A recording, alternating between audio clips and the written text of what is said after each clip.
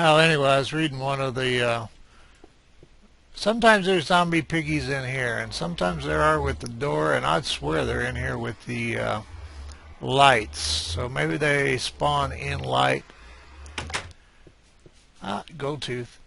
All right. Anyway, thoughtful wiki idea articles or notes in wiki that mentioned that gold was considered a replenishable resource because you could kill zombie pigs and therefore replenish it. But they mentioned the ratio of actual piggies to drops, and it was pretty grim as far as the percentage. Like I said, I don't know if I lost that part of this clip or not. There's 3 levels of growth. When they're first planted, they're little tiny, and then that's the second level right there. The third level, they look like dicks. So you're picking up magic dickweed to make your potions to deal with other dickweeds. This is pretty good growth, and I think, like again, I don't know what was lost. It doesn't seem to grow if you're not around, but I've been running around up in that room, and it's probably close enough.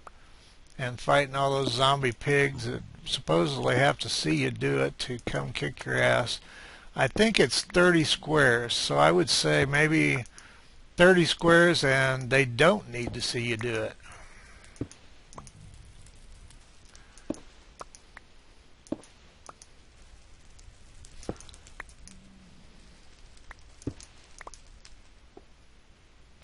Of course, it's up to you how much of this you plant. There's not, I don't think there's any rules on it. I don't come to the nether a lot, and I just as soon grab just big old stacks of it and be done with it. I don't normally aggravate the pigmen, but what the hell, I might. Experience is experience, and gold is gold. I'd have to look at how much experience I get and how much gold I get to see whether it's really worth the effort. I was just doing it for this video so it'd be a little more entertaining.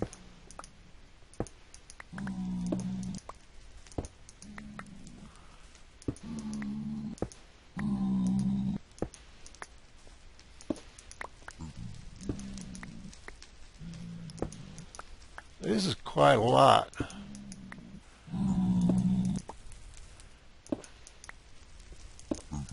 It might be worth combining dancing with the pigman while I wait for this stuff to grow. There's one more there that popped up while we were doing it. Either that or I missed it, which is equally possible. There's one there. I made that center line out of netherrack so that I wouldn't have to walk on soul sand really, really slow. And so here I am walking on the soul sand really, really slow. There's a bunch of this like right over in here, and you can't see a damn thing in here. I don't want to put a light in here. Anyway, a bunch of that is right above 1 or 2 layers of netherrack, and one good gas hit would blow it all out. So I dug underneath and put cobblestone and then soul sand and then the nether wart farm. So some of this is kind of a layered procedure. I'm just going to hurry up and do some of this here. Leave some stuff here that'd be useful. If I had more regeneration potions, I would probably consider leaving more here, leaving some here, but I don't. Regeneration, health 2. I don't need that crap. I'll take some of it. Leave the gold apples. Might as well leave a sharpness sword. I got 2. And leave the new one. And I think that'll about do it. Now I've got enough food here. Good gracious. Okay, let's head home. Back to a real world.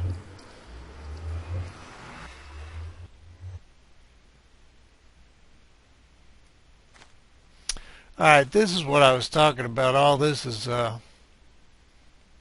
I was going to say, tell me I didn't leave torches somewhere. I don't put torches up high very much. Damn it. I don't put torches up high very much anymore because the light doesn't really, it's dissipated by how many blocks it is down as far as keeping monsters from spawning on the ground. So it's kind of wasteful, but that way you can see all this is made out of nether brick. And if they do let gas start coming through these windows, he's going to be in a hell of a pickle here. Whereas people that built them just for transportation's sake are going to get a hell of a surprise. There's our clock. There's our potentially exploding bed in the netherworld. There's our map that's no good to us. I carry the compass. Like I said, it's just kind of habit. I used to have a couple of portals. There is, now that I think about it, one more fortress or stronghold, whatever the hell that was we were in. There's one more that I meant to show you, and I kind of got wrapped up in getting home and playing with the zombies, etc. And those gas, that was not one of my better fights, but he's dead and I'm not.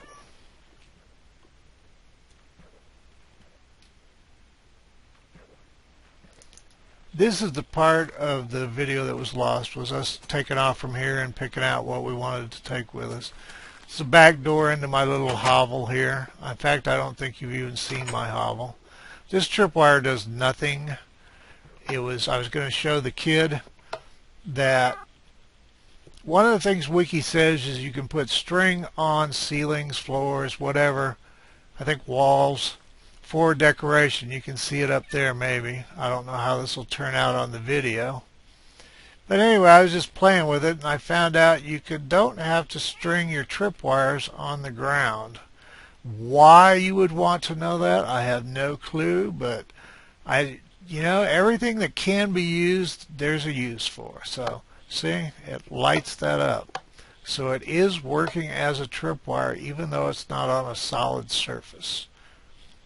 So for what it's worth, those are cocoa beans, and that's jungle wood. If you take a chunk of jungle wood and stick it anywhere, you can grow a cocoa bean on it.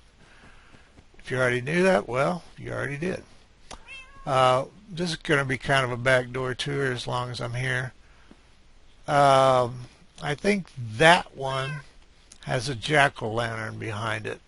And the thing about doing that is, if you have a jack-o'-lantern behind a picture, it acts as a lampshade. And there's probably going to be too much light here anyway, even without these torches, because I don't feel like turning. These switches are hidden for the lamps, the glowstone lamps. Their switches are hidden. But I think you can tell that's actually lit up on its own.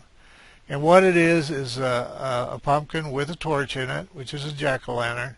And then you hang the picture on it, and the whole thing glows, not dramatically, but the picture acts as a lampshade for the jack-o'-lantern. So, just something different, something that some people, the kid hadn't heard about it. Neither one, like I said, neither one of us has followed Minecraft much for about a year. This is the only pretty room, just to be pretty. Legitimate stuff stolen from a temple loot. Was supposed to be a chair now. That just for something pretty in the corner. There's obviously like a ton of switches behind that wall to turn all that crap on. That's one of my favorite pictures. I know the explanation's different, but I always see it as the Madonna and child with sheep in place of the child. And these are the records I've got. Most of them suck. I got some of them deliberately by hitting the creeper the requisite one time and then dashing in front of skellies until they shoot him to death. And you can really put some wear and tear on your armor doing that crap. About 2/3 of them were surely by accident. This is the magic book room. What do we have that we can just throw on there? There. And of course it speaks in tongues and gives you all kinds of enchanted things you'd have no use for and would never want, even on a bad day. You can see there I don't know what that jack-o'-lantern's doing, but he's doing something. Might be behind a picture. These are just storerooms and workrooms, and I don't know. I made pretty rooms in other worlds a year ago, and I never did anything in them. There's nothing you can do in rooms. There's a piece of string there. And so I just went ahead this time and made the workrooms pretty. This is not in honor of Halloween. I always do this, and that is legitimately robbed from, what do you call it? Dungeon? Temples. That was stolen from temples. There's a stone temple over near my spawn. Alright, but all this is just, and there's a few signs. This room is where I do most of what I do. There's no exciting quantities of stuff. Everything kind of is what it is. I figure you can pause if you want to. All the ender eyes are dead enders. I can take them 2 at a time on easy. On normal, if I take 2 at a time, I can wind up dead. I've got a note from the kids, so